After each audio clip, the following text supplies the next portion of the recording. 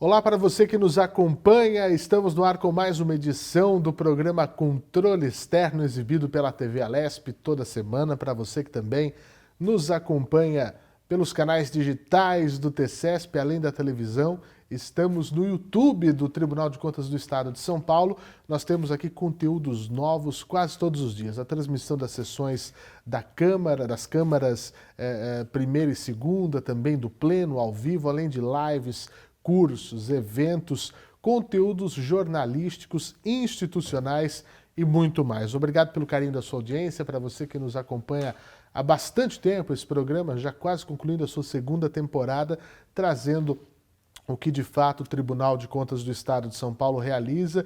E o nome do programa tem muito a ver com aquilo que nós fazemos aqui, que é o controle externo. Obrigado pelo carinho de sempre. Nós recebemos muitos feedbacks, inclusive, isso é muito interessante saber, das pessoas que nos assistem em nossas várias plataformas, comentando sobre os assuntos trazidos por aqui. Continuem mandando as suas sugestões para a gente, tá bom? E o nosso programa também é exibido pela Rede TCESP em mais de 100 emissoras, TVs Câmaras do Estado de São Paulo e mais de 70 canais comunitários vinculados à ACESP, Associação dos Canais Comunitários do Estado de São Paulo. Obrigado pela liberdade de colocarmos esse conteúdo pedagógico, esse conteúdo informativo e instrucional para todo o Estado de São Paulo. E também estamos na podosfera mundial. Para você que gosta de podcasts, o podcast TCESP tem todos esses conteúdos e você pode encontrar nos principais agregadores de podcasts que temos disponíveis no mercado. Bom, o programa Controle Externo, como você já sabe, é gravado aqui no plenário do auditório nobre do nosso Tribunal de Contas do Estado de São Paulo, auditório professor José Luiz de Anhaia Melo, na sede do tribunal, coração da capital paulista, aqui na região da Sé. E o programa de hoje conta com uma participação muito especial. Nós estamos conversando com vários diretores de fiscalização aqui do nosso Tribunal de Contas e hoje o convidado é o Aloysio Genofre Bicudo, diretor da 8ª Diretoria de Fiscalização do nosso Tribunal de Contas. Aloysio, muito obrigado pela disponibilidade, em tirar um tempo da sua agenda para vir falar com a gente aqui hoje. Seja bem-vindo. Obrigado, eu que agradeço o convite, estou à disposição. Muito bem. Aloysio, antes de começarmos, eu vou apresentar você para o nosso público. O Aloysio é bacharel em contabilidade pela Universidade de São Paulo, formado em ciências contábeis pela FEA, né, a faculdade da USP, que é uma referência, é diretor técnico de divisão da 8ª Diretoria de Fiscalização do Tribunal de Contas do Estado de São Paulo, como eu disse aqui na nossa abertura, e ingressou no tribunal em setembro de 2002, portanto já vamos aí 21 anos de Tribunal de Contas do Estado de São Paulo. Chegou aqui como agente da fiscalização financeira, tendo atuado como chefe da DF 7.4 por cerca de 4 anos, assumindo a direção da 8ª DF em maio de 2012, portanto 11 anos, pouco mais de 11 anos à frente da 8ª DF. Além desse trabalho, né, junto ali à fiscalização, também atua nessa área educacional. Já fez palestras na Escola de Contas Públicas aqui do nosso Tribunal de Contas, com os temas limites do artigo 29 da Constituição Federal e LRF, também na Escola Paulista de Magistratura com o tema Execução Orçamentária, Financeira e Contábil, parte 1, Princípios Práticos e Controle Interno, na Associação Paulista de Municípios com o tema Remuneração de Agentes Públicos e também no Legislativo da cidade de Santa Isabel com o tema Lei de Responsabilidade Fiscal, Aspectos Relevantes. Aloysio, 21 anos de Tribunal de Contas, hein? Tem bastante história. 21 anos, muita história, e ainda carrego uma bagagem de mais 10 anos fora, também em órgãos públicos, mas fora do tribunal. Já são 31 anos na caminhada aí com a administração pública. Você já foi nosso jurisdicionado? Já fui jurisdicionado do tribunal. E eu sempre pergunto isso para quem senta aqui nessa cadeira. É uma experiência interessante, né? Porque você está daquele lado, a gente fala do balcão, do lado de lá, e de repente está do lado de cá. traz uma visão até mais ampla para você entender, né, quais são os dilemas enquanto jurisdicionário e também as demandas e necessidades quando estamos lá do tribunal. É mais ou menos isso?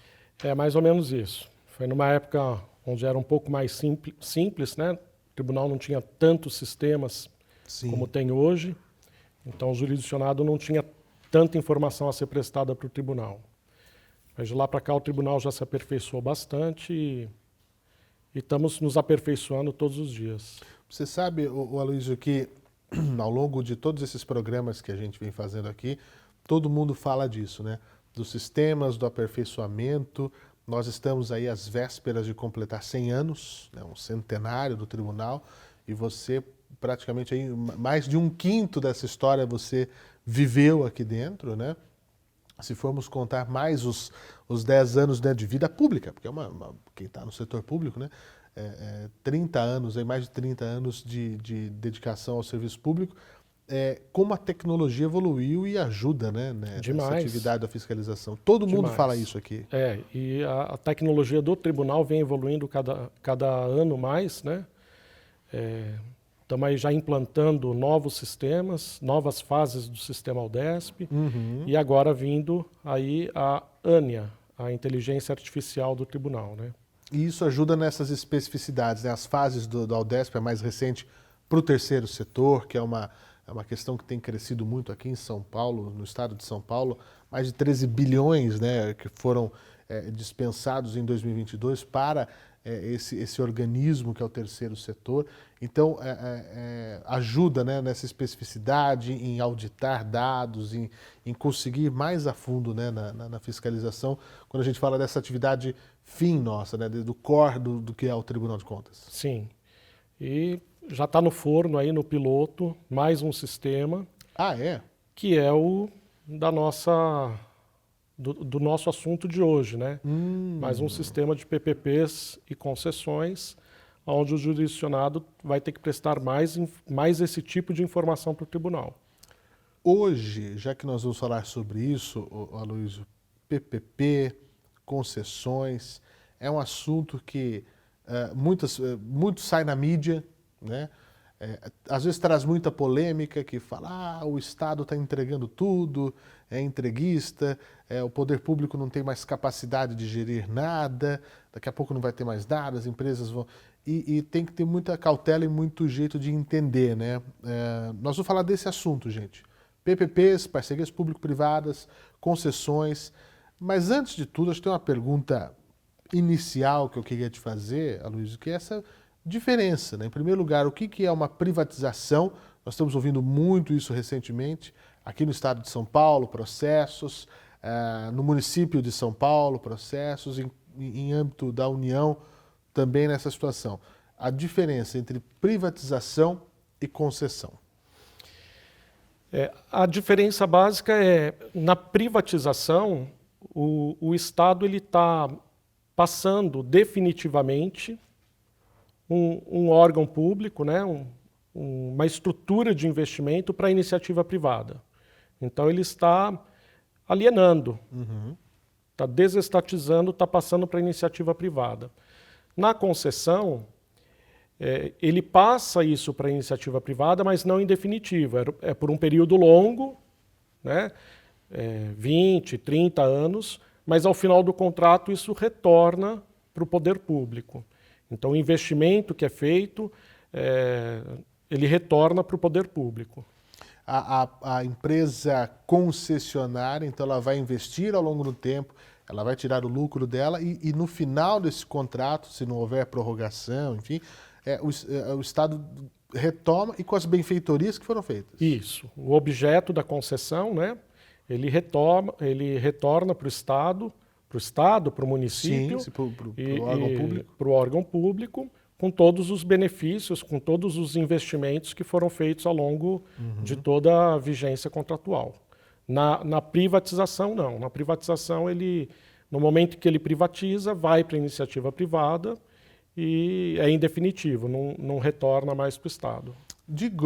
A grosso modo, né, para dizer aqui, a privatização é como se fosse realmente a venda daquele ativo, né, ou é feito um leilão, é feito tem uma série de métodos, e aquilo deixa de fato de pertencer, né, ao órgão público, deixa de ser público, vai passar a ser gerido. Isso aconteceu nas teles, né, para a gente lembrar de um passado não muito distante, né, aqui no Brasil, e aí outras empresas passam a gerir. Agora, as concessões, a gente vê muito, pelo menos aqui em São Paulo, a gente fala das rodovias, né? Nós temos, inclusive, um painel aqui no Tribunal de Contas, para quem quiser acessar o nosso site, tce.sp.gov.br. Nós temos muitas informações que, para o cidadão, né, Luiz, é muito importante. E um dos mais recentes painéis que disponibilizamos é esse, que é o de concessões rodoviárias. E aí as pessoas ficam nessa assim, mas poxa, como é que funciona isso? Como é que a gente vê essa diferenciação? Porque às vezes a gente vê que o governo do município, do estado, está fazendo uma PPP, uma parceria público-privada, e outra hora, está concessionando um lote de rodovias, um lote de ferrovias, enfim. Vamos falar de outra diferenciação também, entre concessão e PPP. A PPP, ela é uma concessão. Ah, também? Tá? A PPP também é uma concessão. Mas as concessões, elas começaram em 85. 85 é uma lei de 85. Na concessão, o Estado, o órgão público, né, Estado, município, ele repassa um serviço, repassa um bem público, um investimento para a iniciativa privada, e a iniciativa privada ela vai se remunerar através do pagamento de taxas, tarifas dos usuários. Então, os usuários, através do pagamento daquele serviço, que vai remunerar a concessionária, né? o privado. Na PPP, não necessariamente. Essa remuneração ela pode ser tanto do pagamento de tarifas, né, o pagamento pela prestação de serviços, complementada ainda pelo Estado. Ou pode ser remunerada exclusivamente pelo Estado, né? Numa PPP, o órgão público ele concede o serviço para a iniciativa privada, mas ele que paga por toda essa prestação de serviço. Não tem uma tarifa paga pelo usuário. E por isso que as pessoas falam de pedágio, né? Na rodovia, no exemplo da rodovia, né? Isso. É a forma de pagar, é a forma que a concessionária tem de reverter o investimento que é feito no asfaltamento, na segurança da rodovia. A gente usa esse exemplo que aqui em São Paulo é muito fácil de enxergar. Né? Antigamente você não tinha a cada quilômetro praticamente aquele telefone para emergência, aquelas bases de apoio com ambulância, etc. Então tem esse custo, a manutenção da rodovia, porque aí depois nós vamos falar dessa questão de como cobrar se isso está sendo efetivamente feito. Sim. E aí como é que faz o cidadão? A hora que você passa na cabine do pedágio, paga o pedágio, é isso aí que é assim que funciona, né? Diretamente, no caso da concessão. Isso. No caso da concessão, a rodovia não necessariamente é só uma concessão. Ela pode ser uma PPP também em alguns casos específicos, né? Entendi. Onde o Estado ele também entra com a remuneração do privado. Sim. Mas menos do que a arcaria sozinha. Menos do que menos do que numa concessão, Sim. porque na concessão é só da tarifa do usuário. Sim. Então, para isso, a gente tem algumas diferenças, né? Então, nós temos a concessão comum, que é quando o próprio usuário ele paga, com todas as tarifas que o usuário paga, a concessionária ela já se remunera. Então, uma rodovia que já existe, a concessionária ela vai fazer os investimentos necessários na rodovia, ela vai fazer as manutenções, construir novas, de repente construir nova praça de pedágio, construir novas passarelas, mas o usuário, a tarifa que o usuário paga é a única remuneração dessa concessionária. Nós temos a PPP, patrocinada, que nós temos o exemplo da rodovia Tamoios, né? Inclusive é um contrato recente que foi firmado. Então, na rodovia dos Tamoios, todo aquele trecho da Serra do Mar, da serra, né, que vai para o litoral, Isso. não existia rodovia. É verdade. Então, a iniciativa privada teve que desembolsar um recurso grande para fazer aquela descida para a serra, né? Por outro lado, o Estado ele ficou incumbido de, chegando lá no litoral, em São Sebastião, fazer as alças de acesso, né, para São Sebastião e para Caraguatatuba. Então, o Estado que fez essa parte da rodovia. A concessionária, essa concessionária, nesta rodovia específica, ela vai ser remunerada uma parte com contraprestação do Estado e uma parte com contraprestação paga pelos usuários da rodovia, né? Então, essa foi uma modelagem diferente que o Estado entendeu por bem fazer, e nós temos as duas formas de ingresso de recursos para a concessionária, né? Então, aí a gente chama de uma concessão patrocinada. Uhum. E nós temos a concessão, uma PPP administrativa, né, que é uma concessão administrativa, onde toda a remuneração dessa concessionária ela é feita através do Estado. Então, não existe tarifa paga pelo usuário. Um exemplo é uma concessão de hospitais, né? A concessionária, o Estado entrega para o particular a construção desse investimento, né? A construção do hospital. O particular,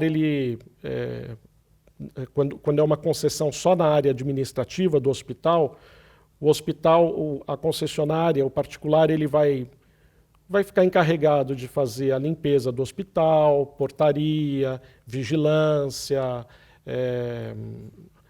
até aquela marcação inicial, quando o paciente chega para abrir ficha, né? Ele faz isso, e a parte de atendimento médico fica com o Estado.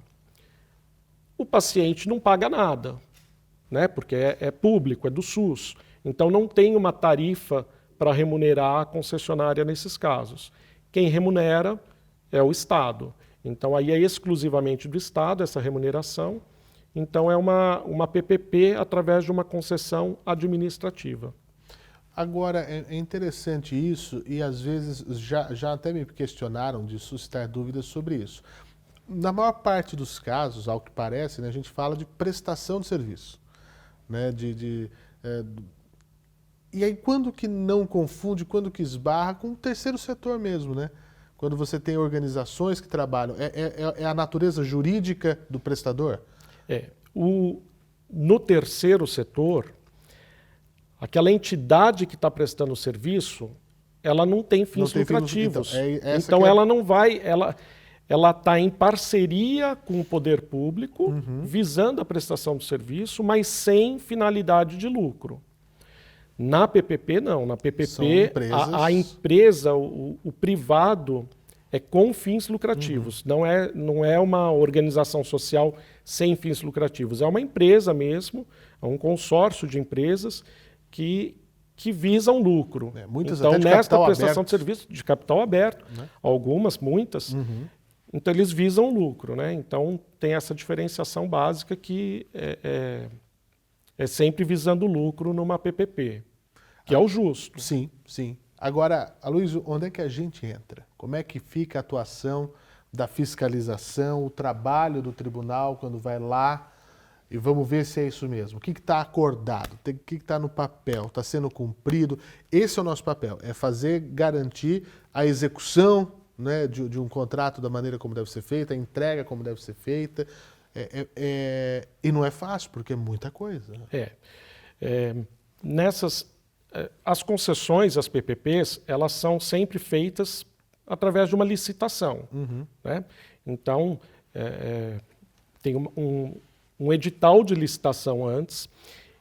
O tribunal ele vai atuar em 3 pontos, né, em 3 etapas desse processo de concessão.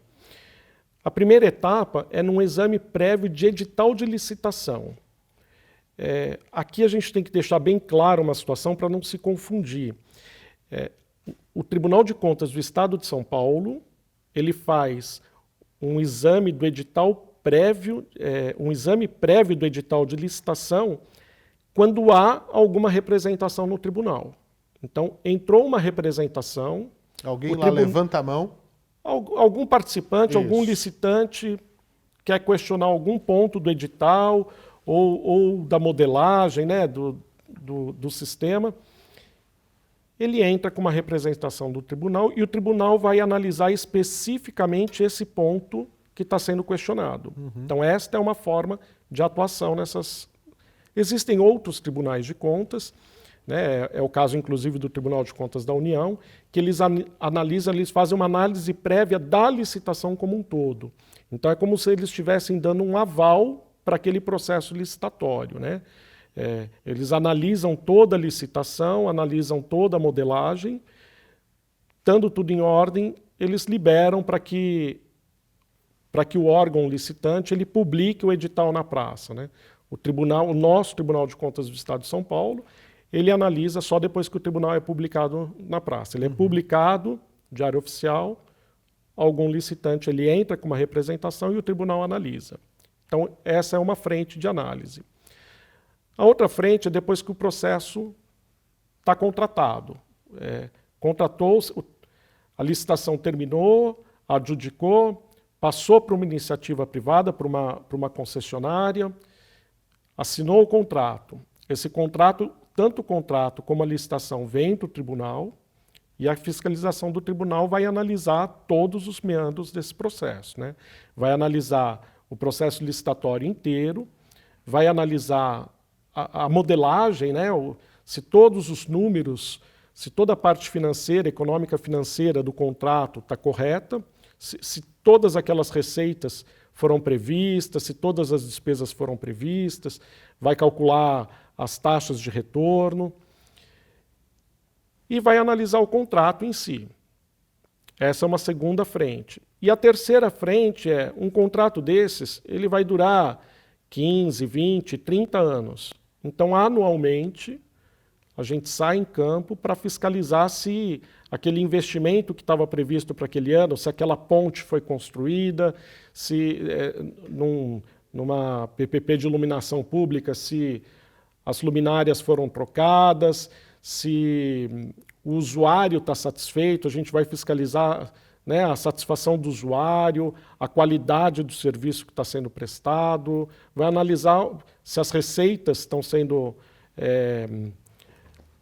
contabilizadas de forma correta. Em alguns contratos que tenham agência reguladora, no Sim. Estado nós temos duas, né, a Artesp e a Arcesp. A Artesp é bem conhecida na parte dos contratos de pedágio, né? Ainda tem previsto que uma fatia daquela receita, né, 1,5%, 3%, retorna para a agência reguladora, que é justamente para ela se manter, para poder fiscalizar esses contratos. Então, a gente vai lá para ver também se essa receita está voltando para a agência reguladora, né? A gente fiscaliza toda a parte da execução contratual, se os investimentos foram feitos, toda essa parte. E a nova lei de licitações muda alguma coisa nesse setor? Muda? Não, na parte de licitações, na parte de concessões e PPPs, não, porque nós temos legislação específica próprias para concessões e para PPPs. Certo, então não tem essa influência da mudança da 8666 para 14133, não nesses quesitos específicos. Olha, infelizmente, o Aloysio, nosso tempo é muito curto. O programa ele já vai se encaminhando para o final. Eu queria te perguntar, então, qual que é a relevância desses modelos, né, de PPPs, esse modelo de concessão para o Estado? Realmente é uma capacidade que acaba trazendo olha, isso aqui nós vamos concessionar, isso aqui nós vamos fazer uma parceria público-privada. Por quê? Porque nós queremos dar mais atenção a isso aqui, sem tirar o olho para saber se a execução está sendo feita como deveria, se está sendo melhor para o cidadão, para o usuário. Como é que a gente vê, então, essa relevância, né, quando a gente pensa na sociedade, no Estado como um todo, para a máquina pública? Bom, primeiro que, assim, o caixa do Estado ele é limitado, né? Pois é. E essas concessões, as PPPs, geralmente, né, o que é muito característico nelas é a necessidade de um investimento inicial muito grande. Né? Então, você vai construir um hospital, você vai precisar de um investimento inicial muito grande para construir o hospital, para você fazer uma nova rodovia, e que às vezes o Estado não tem esse recurso. A disponibilidade... Então, a disponibilidade desse recurso imediato. Então ele se usa. E também não tem a expertise, às vezes, o parceiro privado ele tem mais expertise em algumas áreas do que a administração pública. Né? Então, ele financia com a iniciativa privada, faz essa PPP e amortiza durante esses 30 anos. Né? E, além disso, é uma geração de emprego muito grande. Né? Então, nos contratos da malha rodoviária, por exemplo, no Estado, hoje nós temos 21 contratos ativos da malha rodoviária, que, inclusive, como você comentou, nós temos aqui no tribunal nós temos um painel, né, desses contratos, um painel das concessões rodoviárias. Por meio desse painel, a gente consegue ver que já foram investidos em torno de 13 bilhões de reais. Uau. Os investimentos, só nessa parte da malha rodoviária, os investimentos que as concessionárias têm que fazer, giram em torno de 13 bilhões de reais. Então, isso aquece a economia do Estado, gera renda, gera emprego, é desenvolvimento. Né? Uma rodovia, às vezes está previsto um investimento numa alça de ligação de uma rodovia para um município, para um polo industrial do município. Está gerando desenvolvimento para aquele município também. Né? Então, a relevância desses grandes investimentos é muito, né? É muito relevante para o Estado. Numa simples ação dessa que você exemplificou, né, vai facilitar o escoamento de uma produção de uma localidade, vai baratear custo num frete, isso falando desse exemplo específico, né? Sim. Da rodovia, vai encurtar distâncias, encurtar tempo, encurtar caminhos, né? Então, antes de criticar o modelo, é necessário conhecer, né? Sim, e eu dei exemplo basicamente na área das rodovias, né, dos pedágios, mas nós temos aqui no tribunal, fiscalizando na 8ª DF, nós temos concessões de aeroportos, iluminação pública, no tribunal nós temos as concessões do metrô, da CPTM, temos várias concessões, né, resíduos sólidos. Então são várias áreas. Concessão que é um problemão, né? É um problemão. Nós temos concessões na área de hospitais, na área da habitação, já tem estudos na área da educação, para fazer concessões na área da educação também. Né? Então, são várias áreas, vários programas de governo que podem ser beneficiados com as concessões e as PPPs. Muito bom. Aloysio, fica o convite para voltar quando quiser, para a gente continuar a falar sobre esse assunto, porque é informativo, é pedagógico para o cidadão que nos acompanha, saber, tomar consciência, né, e se inteirar de um assunto tão importante que às vezes você fala, não, mas isso aí não tem a ver com todo mundo e isso é muito importante. E de uma maneira muito clara que você nos traz aqui. Então eu só tenho a agradecê-lo pela participação aqui uma vez mais. Muito obrigado. Estamos sempre à disposição. Eu que agradeço. Quando chamarem, estou aqui de volta. Muito bem, muito obrigado. E a você que nos acompanhou, fica o meu agradecimento por estar conosco em mais uma edição do nosso programa. Mais informações, tce.sp.gov.br é o nosso site. E não deixe de seguir a gente também nas redes sociais. Até a próxima semana.